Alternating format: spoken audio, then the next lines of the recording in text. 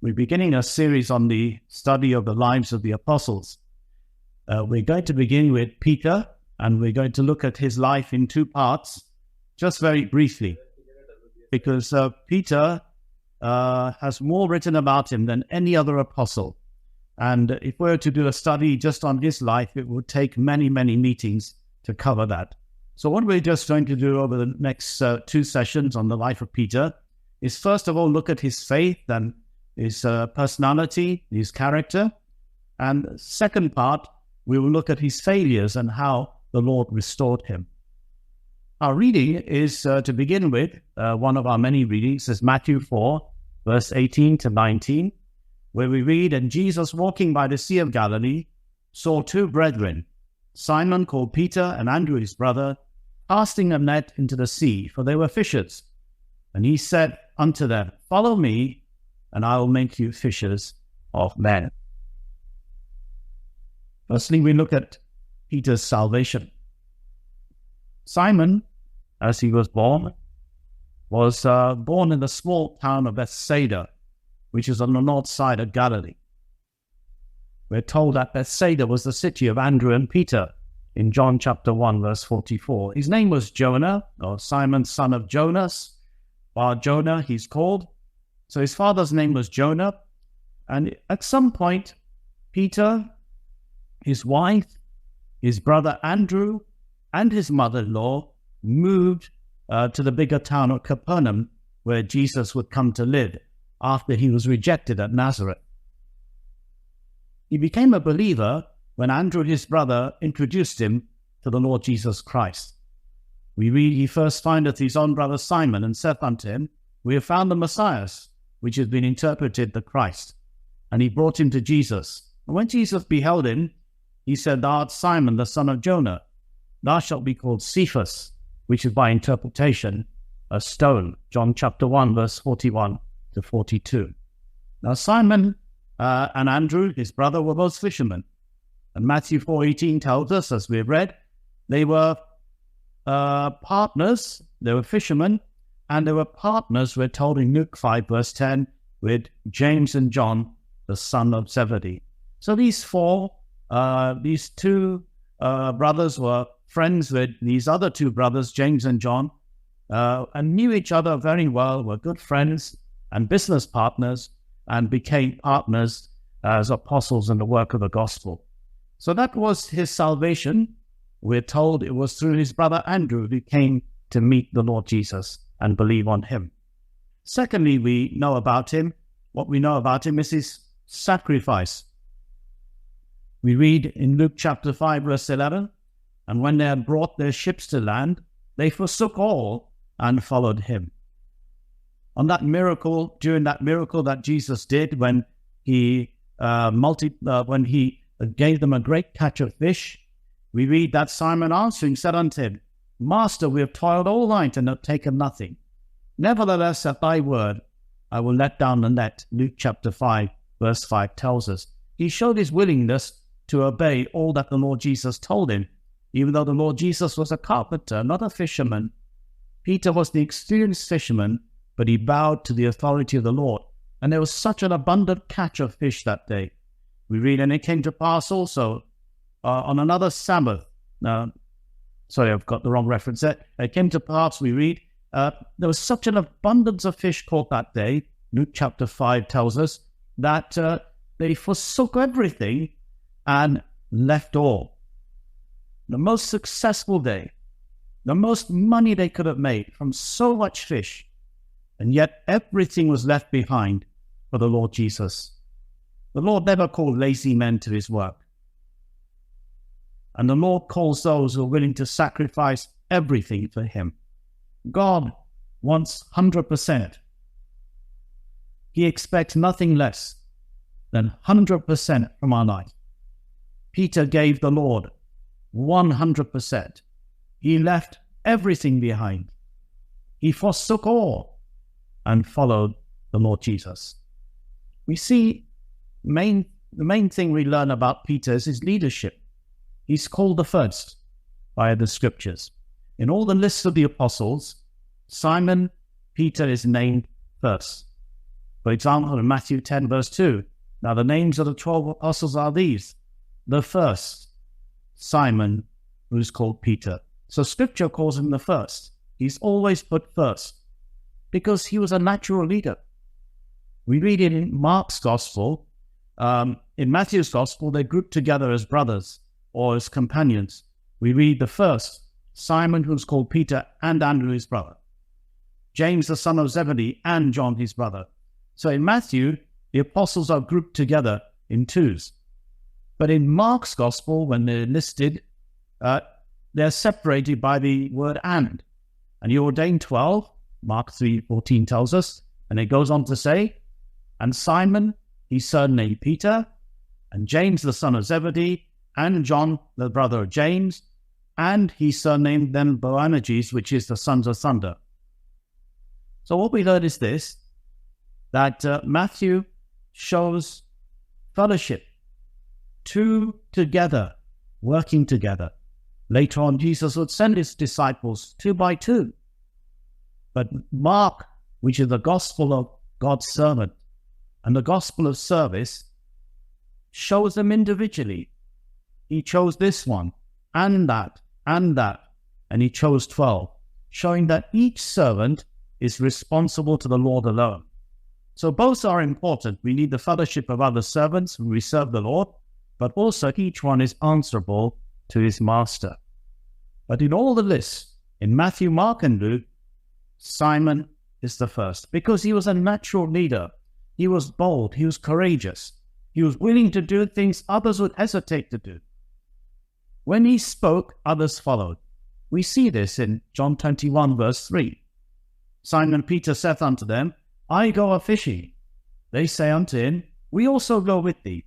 They went forth and entered into a ship immediately, and that night they caught nothing. So whenever Simon said something, the others followed him. People often complain in their church and assembly it's going nowhere. Maybe they're waiting for somebody to get up and say, I'm going fishing for men, and the rest will follow. We need leaders. We need those raised up of God, not lords who make themselves lords over God's people, but genuine leaders raised up of God who by their example and by their courage and boldness and vision lead the church forward. They are zealous to do things for God, zealous to take others along and motivate them. We need such leaders, and God alone can raise them up when we pray for them. Now, Peter was the first to speak. We read in Matthew 16 how he rebuked the Lord Jesus when the Lord said he was going to suffer and die. Matthew 16, 22 and 23. Then Peter took him and began to rebuke him, saying, Be it far from thee, O Lord, this shall not be unto thee. But he turned and said unto Peter, Get thee behind me, Satan. Thou art an offence unto me, for thou savourest not the things that be of God, but those that be of men. So here was the beginnings of Peter's failure. He thought he knew better than the Lord, and he allowed Satan to put wicked thoughts in his heart, which he uttered to the Lord. He was seeking to prevent the work of Calvary's cross taking place. You know, when we start beginning to think we're smarter than God and don't feel our own weakness and foolishness and absolute need of dependence on the Lord, we are going to head for a fall like Peter did. But he was the first to ask questions and first to speak. We read in Luke 18 and verse 28 to 30, Then Peter said, Lo, we have left all and followed thee. And he said unto them, Verily I say unto you, there is no man that hath left house or parents or brethren or wife or children for the kingdom of God's sake, who shall receive manifold more in this present time, and in the world to come life everlasting. He wanted to know, what are we going to get?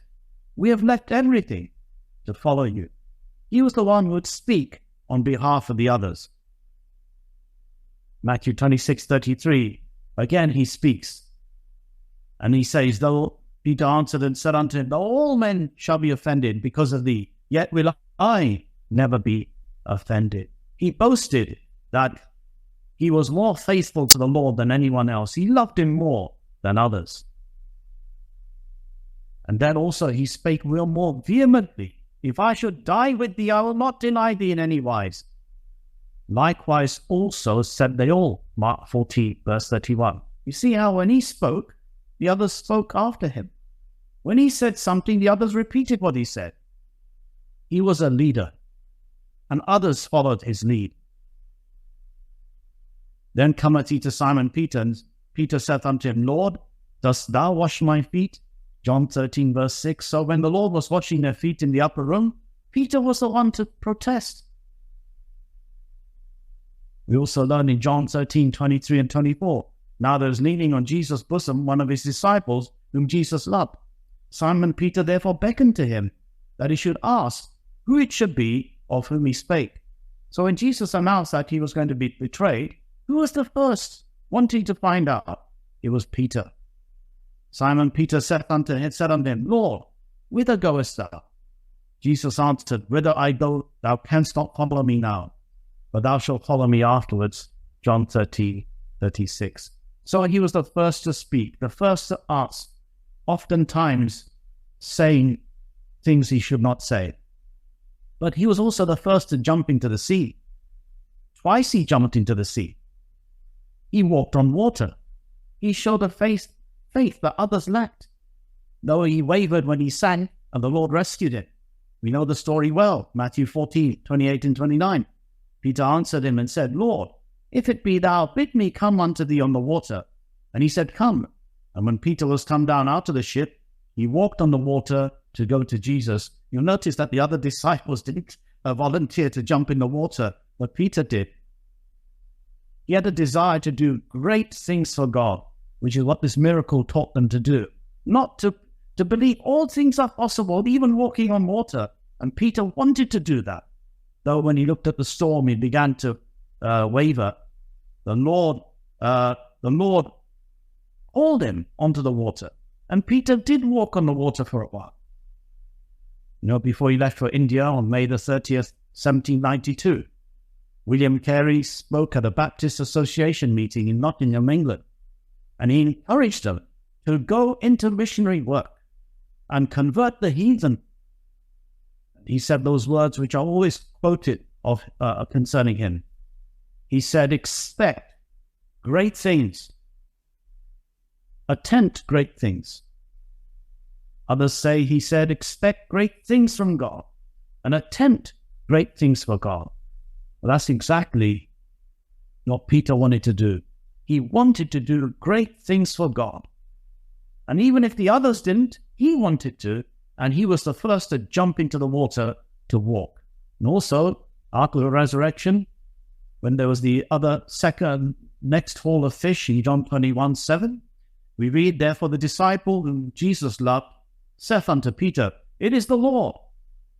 Now when Simon Peter heard that it was the Lord, he girt his fisher's coat unto him, for he was naked, and did cast himself into the sea. Again, he's the first to jump into the sea before anyone else.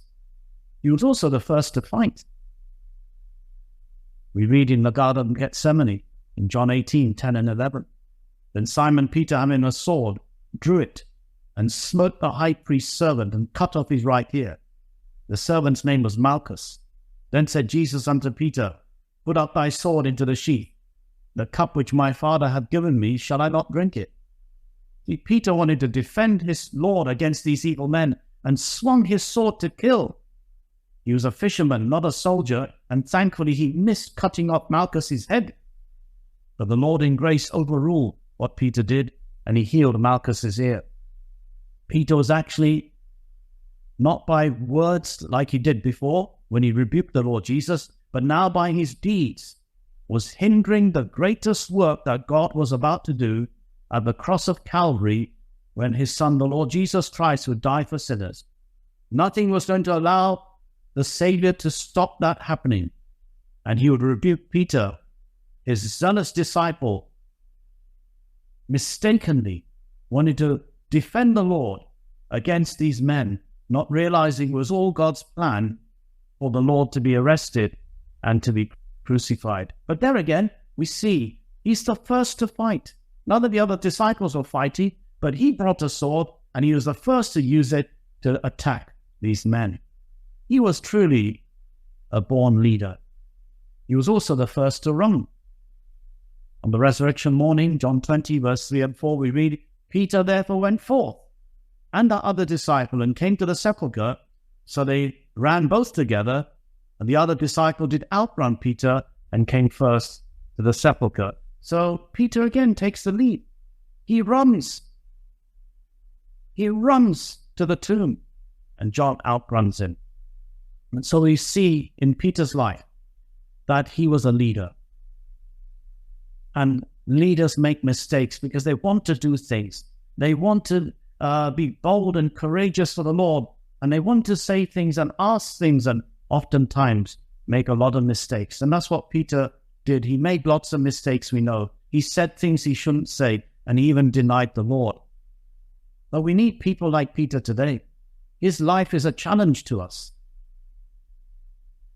He was the first to ask, the first to speak, the first to jump, the first to run, the first to fight, the first to want to do something for God, wanted to do great things for God. You know, oftentimes in our assembly, people sit around and things need doing and nobody does them. They all seem to look at each other. We shouldn't just be looking at each other and hope that somebody else does it. Get up and do it yourself. Learn from Peter to do something. Take the initiative in spiritual matters or even practical matters. Get up and do it. Don't just wait for others to do things. What an example Peter set for us of leadership. We should pray for God to raise up leaders like that. But we should also learn to get up and do things for God ourselves. Not waiting for others. Not waiting to see who else is going to do. Just get up and by faith, do what God has put on your heart to do. So may the Lord bless this short introduction to the life of Peter. Next time we're going to look at his failures and how the Lord restored him. May the Lord bless his word. Amen.